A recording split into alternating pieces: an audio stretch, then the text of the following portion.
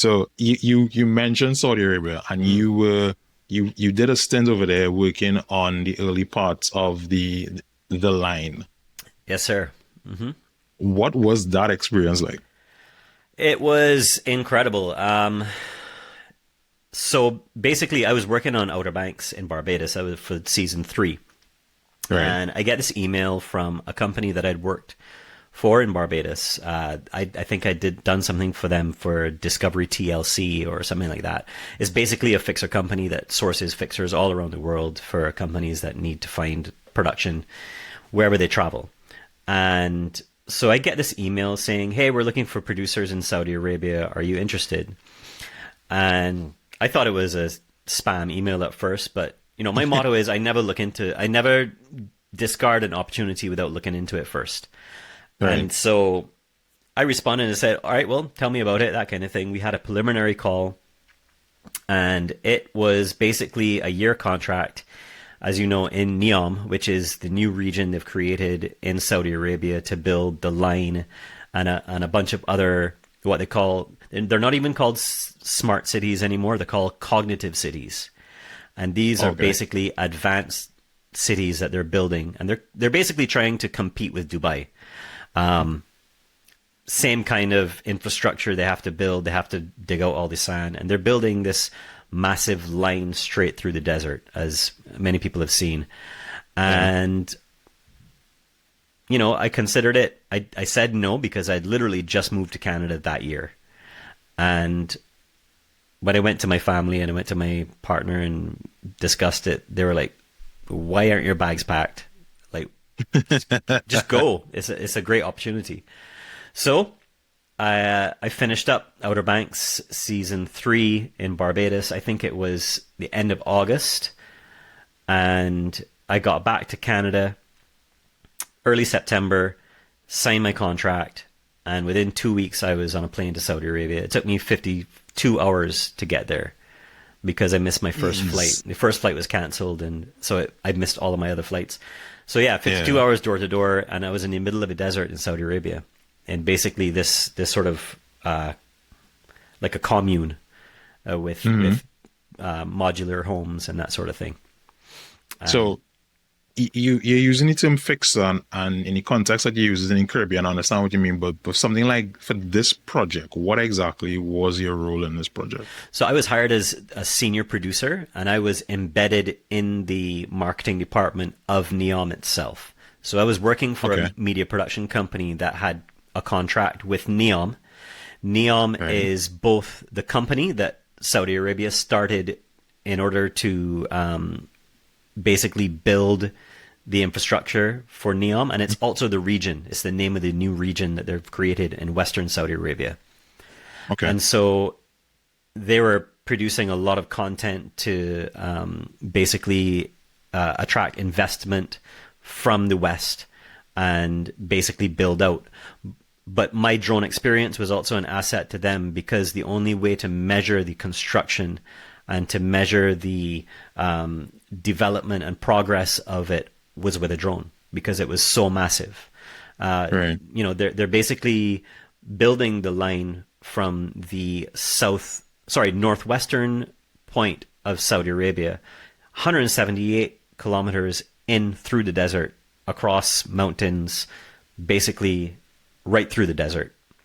Yeah. And it's massive. So I try to explain it to people like, when you put a drone up and you see a crowd of people, they look like ants, Right. right? You get to 400 feet, or if you have permission, you go higher. They look like ants. So when we were out in the desert and I was in the middle of the foundation of the line, and we put the drone up, we saw the same ants, but these ants were actually massive construction vehicles. So just think of that. Yeah. There were construction vehicles. I'm talking these mega-sized diggers and dump trucks and loaders and pile drivers as far as the eye can see. And it's Yeah. working 24 hours a day, 7 days a week.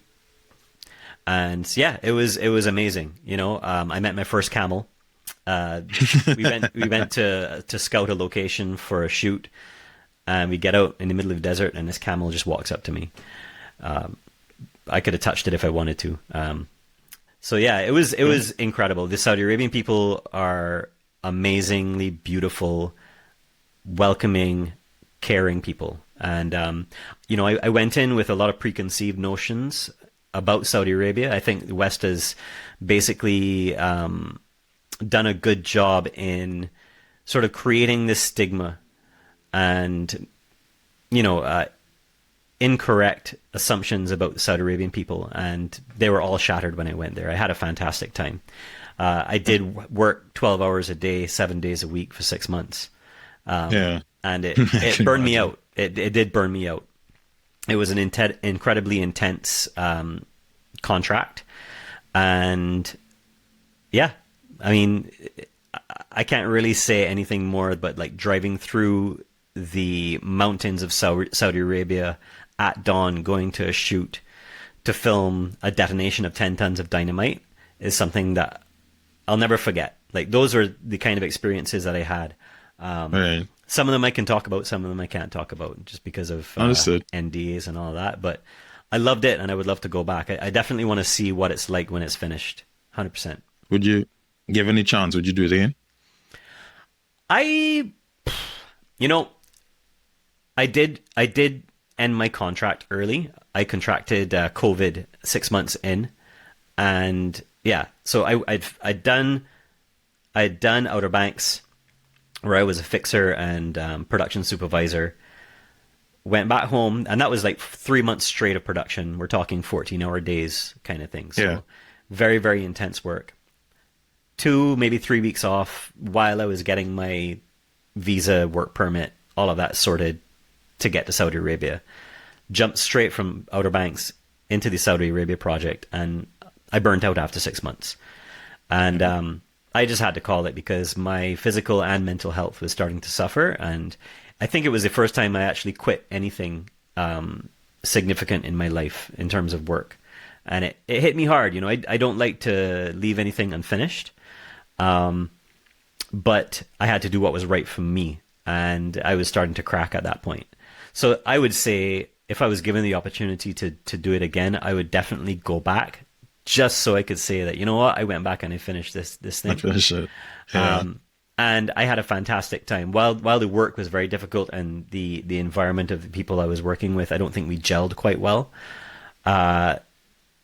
Being there and working, and you know, just think of it: the Crown Prince of Saudi Arabia was at the head of this company, and so their mandate was to cherry pick the best of the best from all around the world. I was working with people who were ex-Amazon executives, Red Bull, like, you know, creme de la creme of industry and progress. And I got to meet and work with all of them. So very, very bright people. You know, you'd be in line with lunch. You know, they have this massive cafeteria. Can't even call it a cafeteria. It's just this massive restaurant. And you start talking to somebody next to you, and you know, what do you do? And she's like, oh, I build robots. I invent robots for a living. And that's the kind of thing you're exposed to, you know. So I really enjoyed it from that aspect of it, and people from all over the world. I mean, every walk of life, every culture, every creed. It was fantastic, and I really loved that aspect of it a lot. You know, so I definitely say I would go back, but you know, I wasn't actually allowed to fly there because, like I said, you could only fly if you have Saudi. Well, you can get Saudi national residence, in which case you can get a permit. But I was there on a work visa, so I basically was handling the operations, basically all the logistics and the data management, and making sure that your drone operator was going to the right locations and to the right sort of work sites. And so it was difficult to run drone operations and not able to fly. And it is a beautiful country. I mean, one of the operations we had to basically 3D scan with a matrix a mountain, an entire mountain, because they're building a ski resort in the northern mountains of Saudi Arabia. Desert. Sorry?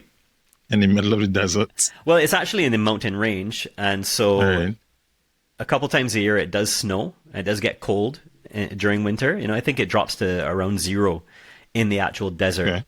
during winter. And it snows a couple times a year, but it's not enough to have a ski resort. So they basically, we had to scan this mountain using LiDAR. Obviously, for those who know photogrammetry, you have to put down GCPs, ground control points, in order for the LiDAR to be accurate. Yeah, for your reference points. Exactly. So we had to basically hike this mountain, which had never been hiked before. As far as we were just, we only found like camel poop and goat poop on there. There was no trash. There was no sign of human life. There was no reason for anybody to ever go up there. And it was me, the architect, one of the designers, and they were basically scanning this mountain so that they can build all of these ski resort hotels and villas in this mountain. Absolutely nuts. Like, it was mind-blowing, the experience. And working with Saudi drone operators who barely speak English, and you're just sort of drawing and signing and trying to communicate however way you know how. But I wanted to fly up there because I was at the top of a mountain, but there was a military base like a stone's throw away. I wouldn't even want to touch the drone in that scenario. So that was a challenge in not being able to fly in such a beautiful open country, But it is what it is. That's life sometimes.